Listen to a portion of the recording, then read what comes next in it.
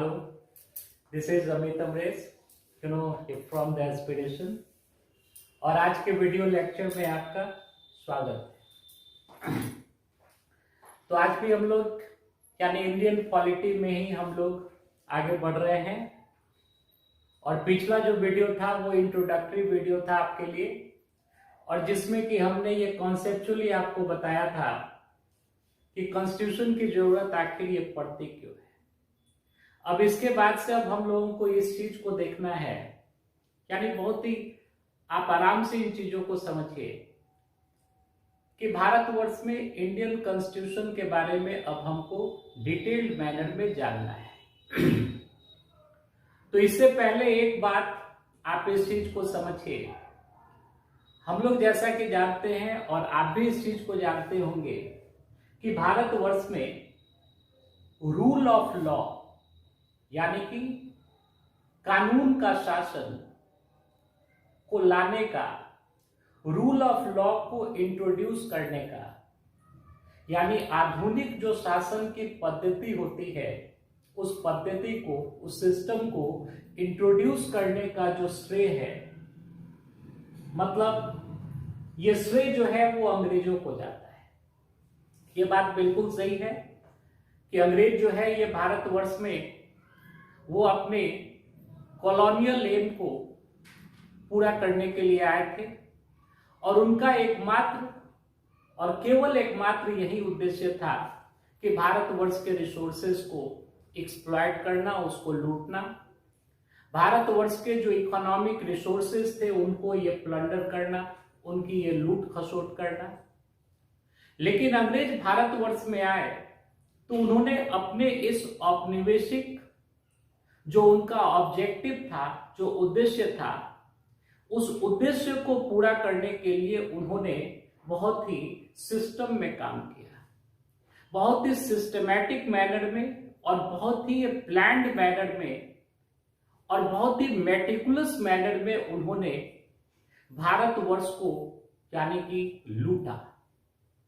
ये तो उनका अपना उद्देश्य था, लेकिन ये अंग्रेजों को ही एक क्रेडिट जाता है कि उन्हीं लोगों ने भारतवर्ष में रूल ऑफ लॉ यानी कि कानून के शासन को, इस सिस्टम को इन्होंने इंट्रोड्यूस किया भारतवर्ष में।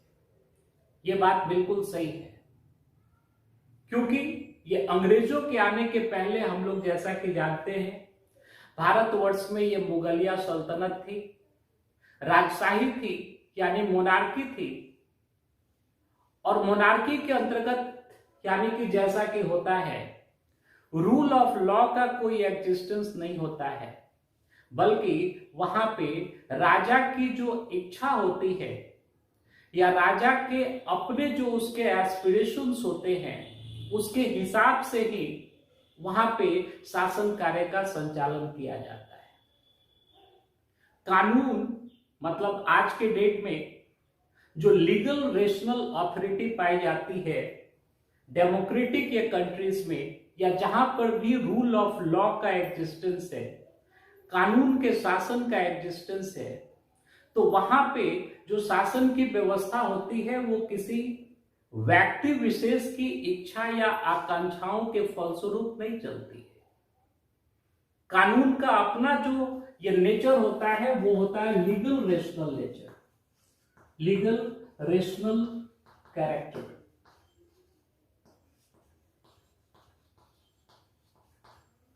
अब इसके बारे में डिटेल्ड मैनर में एक और वीडियो में हम आपको बताएंगे, लेकिन रूल ऑफ लॉ यानी कि एक कानून को आप समझिए कि वो किसी व्यक्ति विशेष की इच्छा नहीं है, और कानून का जो एग्जिस्टेंस होता है या उसकी जो इन्फोर्सेबिलिटी होती है, मतलब उसको जो लागू किया जाता है वो सभी व्यक्तियों पे, शासक और शासित दोनों के ऊपर वो इक्वली एप्लीकेबल होता है। और डेमोक्रेटिक के पद्धति से जो शासन व्यवस्थाएं संचालित होती हैं उनमें रूल ऑफ लॉ का महत्व होता है, और ये एक आधुनिक ये पद्धति है शासन और प्रशासन को ये चलाने की। तो अंग्रेजों के पहले ये भारतवर्ष में राजशाही थी, ये मुगलिया सल्तनत थी। वहां पे रूल ऑफ लॉ का एग्जिस्टेंस नहीं था। राजा जो बोल दिया वही सही, यानी राजा अगर अच्छे मूड में है और कोई व्यक्ति हत्या भी करके आ गया, मर्डर भी करके आ गया, तो राजा उसको छोड़ सकता था। और अगर राजा अगर ये गड़बड़ मूड में है और अगर कोई व्यक्ति किसी ने रोटी भी चुरा ली, तो हो सकता है कि राजा उसको ये मृत्यु दंड भी दे सकता था। मतलब कानून जिसका कि लीगल रेशनल नेचर होता है, उसकी उपस्थिति नहीं होती थी। राजा की जो व्यक्तिगत इच्छा है, उसी के आधार पे यह शासन और प्रशासन का कार्य संचालित किया जाता था। लेकिन it is to the credit of the Britishers, ये ब्रिटिशर्स को ही एक क्रेडिट ये जाता है भारतवर्ष में कि they introduce the modern system of ये governance in our country. That means they introduce the rule of law in our country. Rule of law, कानून का शासन, इसको अंग्रेजों ने ही भारतवर्ष में इंट्रोड्यूस किया। तो अब हम लोग यानी इंडियन कॉन्स्टिट्यूशन को पढ़ने जा रहे हैं, तो उसका अपना एक कुछ ना कुछ एक वह बैकग्राउंड है, उसकी पृष्ठभूमि है, उसको आपको समझना पड़ेगा। और इंडियन कॉन्स्टिट्यूशन को यानी कि आज के डेट में भारतवर्ष का संविधान जिस रूप में एग्जिस्ट कर रहा है, जिस रूप में वो मौजूद है और जिस प्रकार से हमारे यहाँ शासन और व्यवस्था का संचालन किया जा रहा है हमारे देश के अंदर, उसको समझने के लिए अगर एक कंटिन्यूम बनाया जाए, अगर एक कंटिन्यूअस ये सीरीज बनाया जाए, तो आपके दिमाग के अंदर कॉन्सेप्चुअल फ्रेमवर्क को ये तैयार करने के लिए मैं एक सीरीज का निर्माण कर रहा हूं। मतलब इंडियन कॉन्स्टिट्यूशन को समझने के लिए इस पूरे ये सब्जेक्ट मैटर को आप ब्रॉडली 3 मेजर पार्ट्स में या 3 मेजर सेगमेंट्स में आप ये डिवाइड कर सकते हैं। जैसा कि अभी हमने बोला कि भारतवर्ष में रूल ऑफ लॉ को इंट्रोड्यूस करने का जो श्रेय है ये अंग्रेजों को जाता है। यानी स्वतंत्र भारतवर्ष में जो भारतवर्ष के संविधान का निर्माण हुआ, तो उस निर्माण से संबंधित जो उसकी पृष्ठभूमि है, जो उसका बैकग्राउंड है, यानी जो उसकी ये जमीन तैयार हो रही थी, ये जमीन तैयार अंग्रेजों के ही टाइम से हो रही थी। तो अगर हम लोग एक फेज, ये बीच वाले इस फेज को अगर ये मान ले या एक पीरियड ऑफ टाइम को मान ले, हमारा देश हम लोग जानते हैं 1947 में आजाद हुआ। और 1947 में आजाद होने के ये कुछ समय ये पहले से भारतवर्ष में कॉन्स्टिट्यूशन मेकिंग का काम चल रहा था। इसके ऊपर ये पूरा का पूरा एक मतलब चैप्टर ही है, हम आपको बताएंगे भारत यानी आगे के वीडियोस में। तो ये जो फेज है, इसको अगर हम बोल रहे हैं कि कॉन्स्टिट्यूशन मेकिंग का काल, जब भारतवर्ष में ये संविधान ये बन रहा था, बनाया जा रहा था। अब उसका ये प्रोसीजर क्या था, संविधान सभा कॉन्स्टिट्यूएंट जो असेंबली थी उसका नेचर कैसा था, उसका कंपोजिशन क्या था, कौन कौन से लोग उसमें मौजूद थे, सदस्य संख्या कितनी थी, समितियां कितनी थी, ये सब के बारे में बहुत ही डिटेल्ड इंफॉर्मेशन जो है बहुत सारे बुक्स के अंदर मौजूद हैं। हम भी आपको बताएंगे, इसके ऊपर अलग से ये चैप्टर ही होगा। मैं जस्ट आपको ये कॉन्सेप्ट दे रहा हूं, इसके बाद ये डिटेल्ड वे में हम लोग देखेंगे। तो एक तो ये चीज थी। और जब भारतवर्ष का संविधान ये बना और जब लागू हुआ, तो जब हम लोग जानते हैं कि भारतवर्ष में ये गणतंत्र दिवस को हम लोग मनाते हैं, रिपब्लिक डे को मनाते हैं। और वो इसलिए मनाते हैं क्योंकि भारतवर्ष में ये गणतंत्र की स्थापना की गई, रिपब्लिक की स्थापना की गई, हमारा अपना लिखित ये संविधान बना, रिटन कॉन्स्टिट्यूशन बना, और ये रिटन कॉन्स्टिट्यूशन को भारतवर्ष में इन्फोर्स किया गया। तो एक तो आपको यहां वाले ये काल के बारे में जो पूरी जानकारी है वो हम लोगों को पढ़नी पड़ेगी। दूसरा एक सेगमेंट हुआ, यानी कि 1947 से ये पहले का जो ये काल है, इसको हम लोग कॉन्स्टिट्यूशनल हिस्ट्री की संज्ञा दे सकते हैं। कॉन्स्टिट्यूशनल हिस्ट्री, संवैधानिक इतिहास। संवैधानिक इतिहास का मतलब ये समझिए कि भारतवर्ष में हम जो कि ये शुरू से बोल रहे हैं कि अंग्रेज ही भारतवर्ष में रूल ऑफ लॉ को उन लोगों ने लागू किया, भारतवर्ष में इंट्रोड्यूस किया। तो हम लोग देखेंगे कि भारतवर्ष में भारतवर्ष का संविधान बनने के ये पहले अंग्रेजों के द्वारा, यानी अंग्रेजी हुकूमत के द्वारा कौन कौन से लैंडमार्क्स कानून ये बनाए गए, कौन कौन से इंपॉर्टेंट ये कानून ये बनाए गए जो कि भारतवर्ष में लागू किए गए, जिसकी की शुरुआत होती है ये पढ़ाई लिखाई के हिसाब से 1776 का 1776 का इंडियन रेगुलेटिंग एक्ट। ठीक है, इंडियन रेगुलेटिंग एक्ट इसको बोलते हैं। ये एक प्रकार का कानून था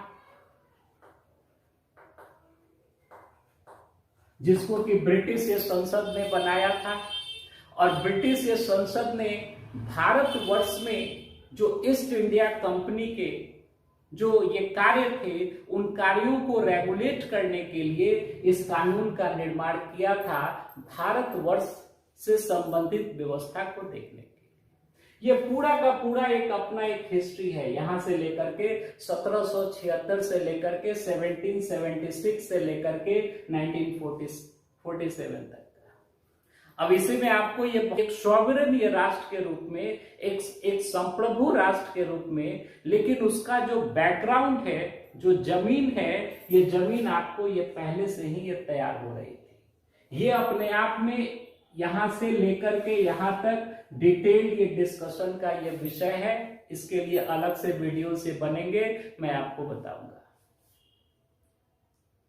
तो आप नटसेल में देखिए मैं क्या कहना चाह रहा हूं कि पूरे कॉन्स्टिट्यूशन को आप लोग ये पढ़ेंगे तो एक तो सेगमेंट ये होगा कि भारतवर्ष में, स्वतंत्र भारतवर्ष का संविधान बनने के पहले क्या क्या मेजर डेवलपमेंट्स हुई हमारे ये कॉन्स्टिट्यूशनल हिस्ट्री में, और जिसको कि ब्रिटिश हुकूमत के द्वारा किया गया था भारतवर्ष में, क्योंकि उन्हीं लोगों ने भारतवर्ष में रूल ऑफ लॉ को, कानून के शासन को उन्हीं लोगों ने इंट्रोड्यूस ये किया था।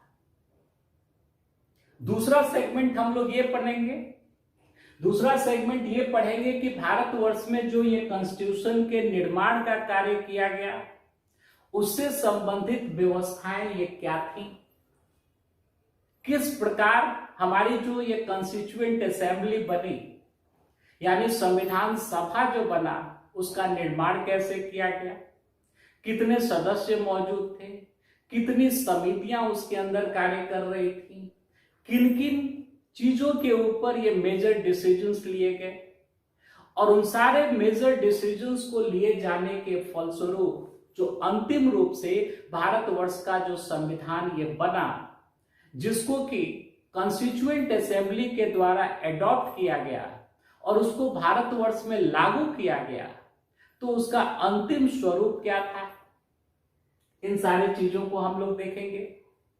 और उसके बाद हम लोग इन चीजों को देखेंगे कि जब ये संविधान ये बना है, तो बनने के परिणाम स्वरूप जब उस संविधान को कार्य रूप में यह परिणत किया गया, कार्य रूप में जब इंप्लीमेंट किया गया भारतवर्ष में, तो फिर उसके बाद से उसमें ये कौन कौन से मेजर अमेंडमेंट्स हुई हैं, या उस कॉन्स्टिट्यूशन का जो डायनेमिक पोर्शन है, मतलब 1947 से लेकर आज तक, चूंकि कोई भी संविधान, कोई भी कॉन्स्टिट्यूशन स्टैटिक नहीं हो सकता है, जड़वत नहीं हो सकता है, क्योंकि संविधान जो है वो ह्यूमन अफेयर्स, मानवीय संबंधों को रेगुलेट करने वाली वो चीज है, मानवीय समाज को व्यवस्थित करने वाली वो डॉक्यूमेंट है, यानी कि वो रूल बुक है। और हम लोग जानते हैं कि मनुष्य स्टैटिक नहीं होता है, मनुष्य डायनेमिक है, वो गतिशील है। तो मानव का समाज भी गतिशील है। तो जब मनुष्य का समाज गतिशील है तो उसके हिसाब से हमारे संविधान को भी अपने कोर वैल्यूज को, यानी जो उसका एसेंस है, जो मेन उसके प्रिंसिपल्स हैं, उनको इंटैक्ट रखते हुए, उनको प्रिजर्व रखते हुए, लेकिन प्रैक्टिकल वे में उसको भी, हमारे संविधान को भी अपने आप को अडेप्ट करना होता है समाज की परिस्थितियों के हिसाब से। तो उन सब सारे चीजों का डिस्कशन जो है वो हम लोग देखेंगे इसके बाद वाली स्थिति में। अब आप समझ सकते हैं, अपने दिमाग में देखिए, केवल ये रटने से नहीं होता है, रटने के लिए भी आपके दिमाग के अंदर कॉन्सेप्ट्स चाहिए। कॉन्सेप्ट्स अगर आपका क्लियर है तो अगर आप चीजों को रट भी रहे हैं, फैक्ट्स भी अगर ये तैयार कर रहे हैं, तो वैसी स्थिति में वो फैक्ट्स आपके दिमाग के अंदर हमेशा के लिए मौजूद रहेंगे, हमेशा के लिए वो रहेंगे। तो कॉन्सेप्ट आप देखिए, भारतीय संविधान को अगर पढ़ना है तो इस भी चीज को देखना है कि उसका हिस्टोरिकल बैकग्राउंड क्या है, उसकी ऐतिहासिक पृष्ठभूमि क्या है। फिर इस चीज को देखना है कि भारतीय संविधान जिस रूप में निर्मित हुआ तो उस संविधान की विशेषताएं क्या हैं, खासियत क्या है, कौन कौन से उसके मेन फीचर्स हैं, ठीक है। और उसके बाद से अब हम लोगों को देखना है कि वो संविधान जब लागू हुआ तो ये किस प्रकार से वो भारतवर्ष में अभी तक ये कार्य कर रहा है, भविष्य के लिए संभावनाएं क्या हैं, और हमारे जो इंस्टीट्यूशंस है हमारे देश के अंदर वो किस ढंग से वो कार्य कर रहे हैं, संविधान के अनुरूप कार्य कर रहे हैं कि संविधान से वो विपरीत जाकर के कार्य कर रहे हैं, या क्या कुछ हो रहा है हमारे ये पॉलिटिकल और एडमिनिस्ट्रेटिव लाइफ में। इन चीजों को डिस्कस करना, इन चीजों के बारे में जानना, ये आपका अगला उद्देश्य है। तो क्या क्या पढ़ना है उसका एक ब्रॉड कॉन्सेप्ट जो है वो हम ऐसा समझ रहे हैं कि आपको ये बात ये समझ में आई होगी। दूसरी एक इंपॉर्टेंट चीज है यहाँ पे कि अब जो कहां से हम लोग ये शुरू करेंगे, तो इस चीज को देखिए। तो हम लोग पहले ये कॉन्स्टिट्यूशनल हिस्ट्री को थोड़ा ये बाद में देखेंगे, उसमें ये कोई दिक्कत नहीं है, उसमें ज्यादा ये फैक्ट्स हैं, उससे संबंधित जो फैक्ट्स हैं और उसका जो कॉन्सेप्ट्स है हम आपको बताएंगे।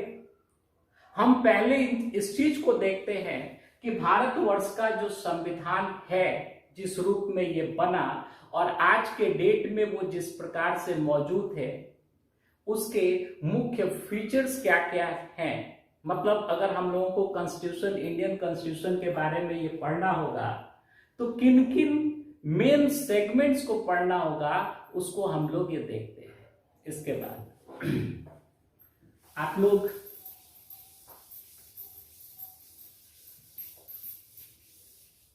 ये बात अच्छी तरीके से ये समझ जाइए। मैं पिछले भी वीडियो लेक्चर में बोल रहा था कि लोग जो है वो इंडियन कॉन्स्टिट्यूशन के नाम पे वो शुरू कर देते हैं क्या, आर्टिकल्स को रटना। आर्टिकल्स, जो मेन आर्टिकल्स हैं उसके बारे में आपको जानकारी होना या आपके याद में वो चीज होना, इट्स नेसेसरी, ये आवश्यक है, हम उसको डिनाई नहीं कर सकते। लेकिन उसके साथ साथ केवल इतना से ही काम नहीं चलने वाला है। आप जितना ये बड़े एग्जाम्स की तरफ जाइएगा उतना ही ज्यादा आपको कॉन्सेप्चुअल क्लैरिटी की जरूरत पड़ेगी, यानी अवधारणात्मक स्पष्टता और समझ की जरूरत पड़ेगी। अदरवाइज पढ़ने को पढ़ते रहिएगा, मतलब होता है ना कि डिस्टेंस ये खूब ये कवर कर रहे हैं और डिस्प्लेसमेंट हो ही नहीं रहा है। खूब पढ़ रहे हैं, 14 घंटा पढ़ रहे हैं, 15 घंटा पढ़ रहे हैं, अरे भाई ये क्या पढ़ रहे हो ये मायने रखता है। कितना पढ़ रहे हो ये बाद में ये बात आती है। और कोई भी एक सामान्य बुद्धि लिए हुए अगर वो मनुष्य है, स्टूडेंट है, 7-8 घंटे 9 घंटे ये काफी होते हैं। अगर आप ये क्वालिटी स्टडी कर रहे हैं तो वैसी स्थिति में आपको घबराने की जरूरत नहीं है। टाइम पे सारी चीजें होंगी, हड़बड़ाने से कुछ नहीं होता है। धीरे धीरे रे मना धीरे सब कुछ होए, माली सींचे 100 घरा जब ऋतु तब फल होए। यानी अगर कोई माली है, कोई गार्डनर है, बीज को लगा दिया और अगले ही दिन सोचे कि उसमें से फूल निकल जाए, फल आ जाए, ये कैसे पॉसिबल है? एक किसान जो है, अगर वो अपने वो खेत के अंदर वो बीज को बोता है और अगर वो सोचे कि अगले ही दिन से उसको ये फल मिलने लगे, ये कैसे हो सकता है? जब अनुकूल ऋतु आती है और उसका मेहनत लगे रहता है तो अपने आप उसमें से ये फल की प्राप्ति होती है। ठीक उसी प्रकार से आप मेहनत कीजिएगा, जब अनुकूल समय आएगा, जब वैसा इन्वायरमेंट ये क्रिएट होगा, वैसी ये कंडीशनलिटीज ये क्रिएट होंगी और ये नेचुरल चीज है, प्राकृतिक चीज है, तो उसके हिसाब से उन चीजों का रिवॉर्ड्स मिलना ये स्वाभाविक है। कर्म का सिद्धांत जो है ये कभी भी फेल नहीं हुआ है, वो चीजें होंगी ही होंगी। तो इंडियन कॉन्स्टिट्यूशन में किन किन चीजों को ये पढ़ना है ब्रॉडली, वो हम लोग ये देख लेते हैं। एक तो मैंने बोला था हिस्टोरिकल बैकग्राउंड। हिस्टोरिकल बैकग्राउंड का वही मतलब हुआ ऐतिहासिक पृष्ठभूमि।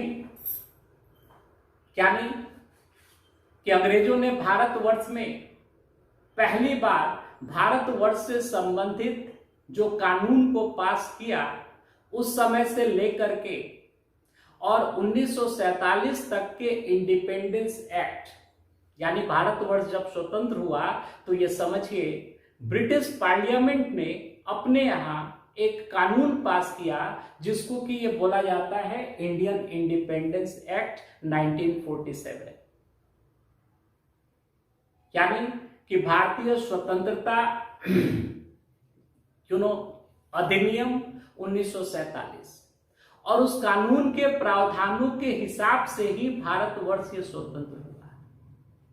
तो अंग्रेजों ने पहली बार भारतवर्ष में कौन सा लॉ इंट्रोड्यूस किया और उनका अंतिम लॉ जो था, अंतिम जो कानून था भारतवर्ष में, इंडियन इंडिपेंडेंस एक्ट 1947 था।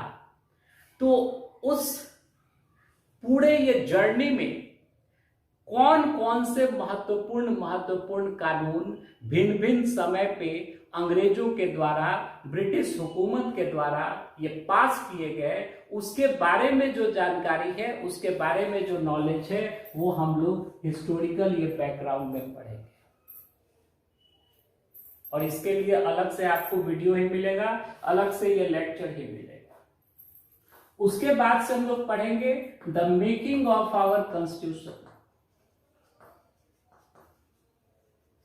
हमने बताया था इससे पहले कि भारतवर्ष में, स्वतंत्र भारतवर्ष के जो संविधान का निर्माण किया गया, उस निर्माण का ये प्रोसेस क्या था, किस संस्था ने भारतवर्ष के संविधान का निर्माण किया, तो उससे संबंधित यानी भारतवर्ष में कॉन्स्टिट्यूशन के यानी संविधान के निर्माण से संबंधित जो कुछ भी फैक्ट्स हैं या जो कुछ भी उससे संबंधित जो जानकारियां हैं, वो सारी जानकारियां हम लोग इसमें पढ़ेंगे, इस ये सेगमेंट में। उसके बाद से हम लोग पढ़ेंगे कि features of our constitution. Features of constitution, constitution का मतलब आप समझिएगा इंडियन कॉन्स्टिट्यूशन, भारतीय संविधान। यानी भारतवर्ष का जब संविधान ये बना तो संविधान के बनने के पश्चात उसके मुख्य फीचर्स क्या क्या थे, मतलब उसकी मुख्य विशेषताएं क्या क्या थी, इसके बारे में या हैं, मुख्य विशेषताएं ये बदली नहीं है। तो उन सारे डिफाइनिंग फीचर्स जो है हमारे कॉन्स्टिट्यूशन के, जो फंडामेंटल प्रिंसिपल्स है हमारे कॉन्स्टिट्यूशन के, उसके बारे में ये पढ़ना इसमें है, फीचर्स ऑफ आवर कॉन्स्टिट्यूशन। उसके बाद से हम लोग ये पढ़ेंगे ये टेरिटरी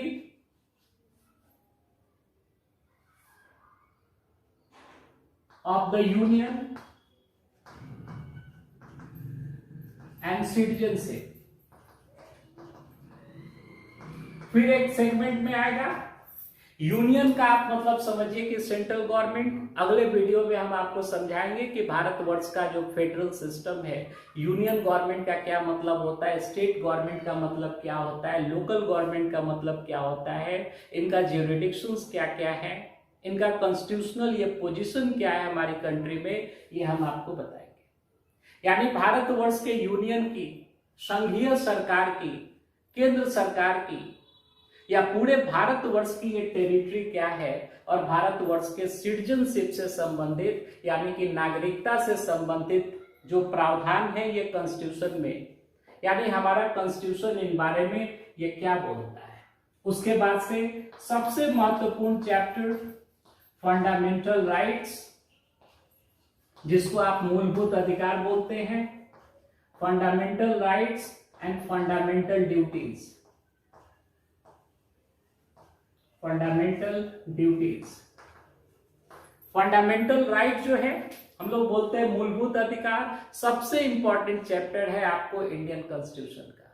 मूलभूत अधिकारों के बारे में पढ़ेंगे, फिर हम लोग पढ़ेंगे फंडामेंटल ड्यूटीज यानी कि मूलभूत ये कर्तव्यों के बारे में, ठीक है। उसके बाद से हम लोग पढ़ेंगे directive principles of state policy, directive principles of state policy. ये इंडियन कॉन्स्टिट्यूशन के पार्ट 4 में है। आपको ये बता दें कि फंडामेंटल राइट्स जो हैं ये पार्ट 3 में है। पार्ट 3 में बहुत सारे एग्जाम में तो यही से सवाल आ जाता है कि भारतवर्ष के किस पार्ट में, किस भाग में फंडामेंटल राइट्स का प्रावधान है, तो पार्ट 3। और directive principles of state policy, इसका यह मतलब हुआ राज्य के नीति निर्देशक तत्व। अब इसका मतलब क्या होता है हम बताएंगे। ये सब अपने आप में ये बड़े बड़े चैप्टर्स है और बहुत ही कॉन्सेप्चुअल बातें हैं। तो directive principles of state policy को हिंदी में बोलते हैं राज्य के नीति निर्देशक तत्व, और इससे संबंधित जो प्रावधान है वो इंडियन कॉन्स्टिट्यूशन के पार्ट 4 में है। पार्ट 4 इसके बारे में हम लोग पढ़ेंगे, ठीक है, ये आप समझ रहे हैं। उसके बाद से हम लोग डायरेक्टिव प्रिंसिपल्स हो गया, उसके बाद से हम लोग इसमें पढ़ेंगे ये प्रोसीजर ऑफ अमेंडमेंट।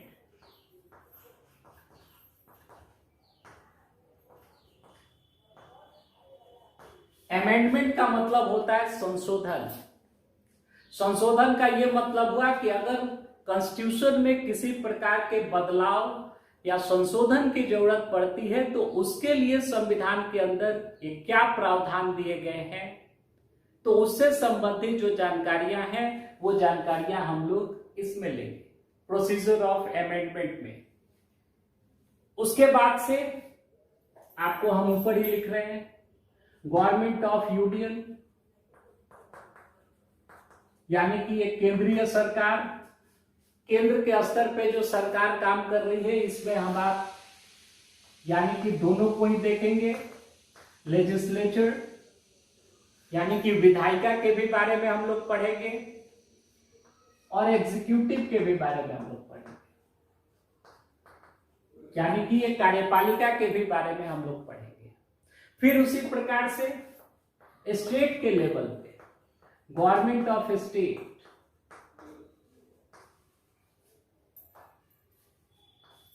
तो स्टेट के भी लेवल पे, स्टेट के लेवल पे जो विधायिका होती है, जो लेजिस्लेचर होता है, और स्टेट के लेवल पे जो एग्जीक्यूटिव होता है यानी कि कार्यपालिका होती है, उसके बारे में हम लोग ये पढ़ेंगे,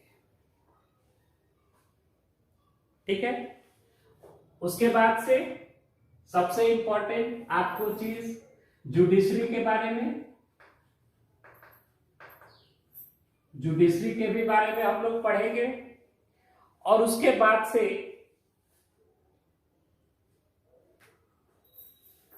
एक इमरजेंसी प्रोविजंस, इसके बारे में अलग से पढ़ेंगे। आप लोगों ने सुना होगा राष्ट्रपति शासन लगता है, नेशनल इमरजेंसी लगती है, इकोनॉमिक इमरजेंसी लग सकती है, फाइनेंशियल इमरजेंसी लग सकती है, तो इमरजेंसी से संबंधित जो प्रावधान है वो हम लोग एक अलग से ये चैप्टर है उसमें ही हम लोग ये पढ़ेंगे। फिर उसके बाद से सेंटर स्टेट रिलेशंस, यानी भारतवर्ष में केंद्र सरकार और राज्य सरकारों के बीच में किस प्रकार का प्रशासनिक और फाइनेंशियल यानी वित्तीय संबंध है, उसके बारे में हम लोग ये पढ़ेंगे। क्योंकि हम लोग जानते हैं, अगले वीडियो में इसको क्लियर करेंगे कि भारतवर्ष में जो डिवीजन ऑफ ये पावर है वो जुडिशरी में नहीं है। जुडिशरी जो है वो सेंटर और स्टेट के रूप में डिवाइडेड नहीं है। जुडिशरी का एक यूनिफाइड स्ट्रक्चर है हमारी कंट्री के अंदर, जिसके कि सबसे ऊपर सुप्रीम कोर्ट है, उसके नीचे हाई कोर्ट्स हैं और उसके नीचे आपको ये लोकल कोर्ट्स हैं या सिविल कोर्ट्स हैं। तो जुडिशरी का जो स्ट्रक्चर है वो स्ट्रक्चर सेंटर और स्टेट के लेवल पे वो डिवाइडेड नहीं है, यूनिफाइड स्ट्रक्चर है, एकीकृत वो स्ट्रक्चर है। जबकि लेजिस्लेचर और एग्जीक्यूटिव यानी विधायिका और कार्यपालिका जो है ये सेंटर और स्टेट के बीच इनका डिवीजन हुआ है। अब चूंकि एक ही क्लास में ये सब सारी चीजें नहीं हो सकती, हम बहुत ही एक प्रिलिमिनरी जानकारी, बहुत ही प्राथमिक जानकारी हम आप लोगों को दे रहे हैं कि ये पढ़ना क्या क्या है। तो इन चीजों को हम लोग ये देखेंगे। इमरजेंसी ये प्रोविजंस हो गए। फिर उसके बाद से कॉन्स्टिट्यूशनल ऑथोरिटीज। कॉन्स्टिट्यूशनल का मतलब होता है संवैधानिक और ऑथोरिटीज का मतलब हुआ ये प्राधिकारी, इंस्टीट्यूशंस। यानी भारतीय संविधान में ही ऐसे सारे इंस्टीट्यूशंस, ऐसे बहुत सारे इंस्टीट्यूशंस के बारे में प्रावधान किया गया है, जैसे कि आपका इलेक्शन कमीशन हुआ, जैसे कि फाइनेंस कमीशन हुआ, यानी कि ये चुनाव आयोग हुआ, वित्त आयोग हुआ, controller and auditor general of India, Bharat का नियंत्रक एवं महालेखा परीक्षक, UPSC, union public service commission, SPSC यानी स्टेट पब्लिक सर्विस कमीशन। इन सब सारे चीजों का प्रावधान जो है, ऐसे इंस्टीट्यूशंस का प्रावधान जो है वो सीधा सीधी आपको ये कॉन्स्टिट्यूशन में ही दिया गया है। और ऐसे ही संस्थाओं को हम लोग बोलते हैं कॉन्स्टिट्यूशनल ऑथोरिटीज। तो जो ये कॉन्स्टिट्यूशनल ऑथोरिटीज हैं, वैसी संस्थाएं ये कौन कौन सी हैं, उनके अधिकार क्या हैं, उनके कर्तव्य क्या हैं, किस प्रकार से वो फंक्शन करते हैं, उनके इंडिपेंडेंस को ये किस प्रकार से सुनिश्चित किया गया है भारतीय संविधान के द्वारा, इन सब सारे चीजों से संबंधित जो प्रावधान है वो हम लोग कॉन्स्टिट्यूशनल ऑथोरिटीज में पढ़ेंगे। और उसके बाद से यानी कि छूटा फूटा यानी इधर उधर छूटा मिसलेनियस के टॉपिक्स जो है वो हम लोग अलग से देखेंगे। यानी कि ये छूटा फूटा जो ये टॉपिक है वो भी हम लोग देख, यानी मेनली आपको इन्हीं सेगमेंट्स में ये पढ़ना है। देख लीजिए, historical background 1 number, the making of our constitution 2 number, features of our constitution 3 number, territory of the union and citizenship ये 4 number, fundamental rights and fundamental duties 5th one, directive principles of state policy 6th one, procedure of amendment 7th one, चलो government of union 8th one, government of states 9th one, फिर उसके बाद से judiciary 10th one, emergency provisions 11th, centre state relations 12th, constitutional authorities ये 13, और जो ये छुट्टी उटी इधर उधर की जो चीजें हैं उसको हम लोग मिसलेनियस में पढ़ेंगे 14। इतने चीजों के ऊपर अगर आपका ये कमांड हो जाए, अगर आपका कंट्रोल हो जाए कॉन्सेप्चुअली और फैक्चुअली, तो आपका हाथ कोई भी इंडियन कॉन्स्टिट्यूशन में नहीं पकड़ सकता है। आप किसी भी एग्जामिनेशन में कैसा भी क्वेश्चन आ रहा है उसको आप बिल्कुल सही तरीके से आप ये बनाइएगा, आपको ये कहीं पे भी कोई भी समस्या नहीं आएगी। जैसा कि मैं शुरू से बोल रहा हूं, एग्जाम में स्पेसिफिक हम लोग नहीं है।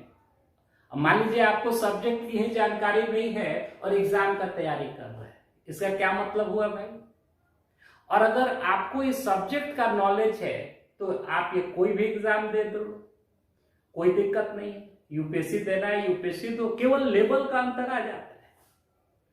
आप ऐसा मत सोचिएगा कि ग्रुप डी के एग्जाम का तैयारी करने वाले जो लोग हैं वो ये कम मेहनत करते हैं या ज्यादा मेहनत करते हैं। मेहनत हर एक एग्जाम वाले लोगों का एक ही होता है, ज्यादा ही होता है।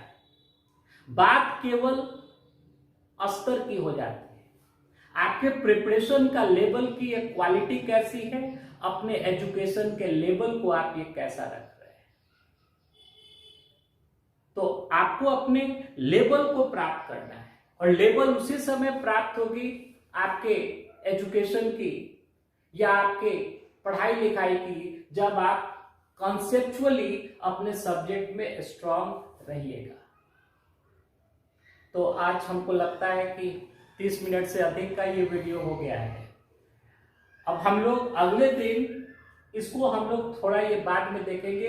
अगला जो वीडियो होगा वो आपको हम लोग सीधे इससे स्टार्ट करेंगे, फीचर्स ऑफ ए कॉन्स्टिट्यूशन से। यहां आपको इंटरेस्टिंग ये चीजें मिलेंगी, आपको ये समझ में भी आएगा, आपका इंटरेस्ट बनेगा। उसके बाद हम लोग इसको टेकअप कर लेंगे और फिर ये जैसे जैसे जो यही चीज आपको पढ़नी है। तो हम स्टार्ट करेंगे अगले लेक्चर में फीचर्स ऑफ ए कॉन्स्टिट्यूशन। आशा है आप लोग ये पढ़ रहे होंगे। पढ़ाई लिखाई ही इंपॉर्टेंट चीज है, अनावश्यक आपको भटकाव की जरूरत नहीं है। जितना भटकिएगा उतना ही ज्यादा आपके जीवन में समस्याएं होंगी। और टाइम भी इस समय बहुत ही वॉलेटाइल चल रहा है, बहुत ही अनिश्चितता भरा ये दौर चल रहा है। वैसी स्थिति में एक्सेलेंसी को प्राप्त करना महत्वपूर्ण हो जाता है और आपको एक्सेलेंट होना ही होगा अगर आपको सक्सेसफुल होना है। तो इसी नोट के साथ आज का लेक्चर मैं खत्म कर रहा हूं। अगले दिन अगले वीडियो में आपको मिलेगा फीचर्स ऑफ ये कॉन्स्टिट्यूशन के बारे में, और उसके बाद फिर इकोनॉमिक्स का भी ये वीडियो अपलोड होगा। फिर धीरे धीरे ये सारे सब्जेक्ट जो है वो आते चले जाएंगे, आपको घबराने की जरूरत नहीं है। तो आज के लिए धन्यवाद और सारे लोगों को थैंक यू।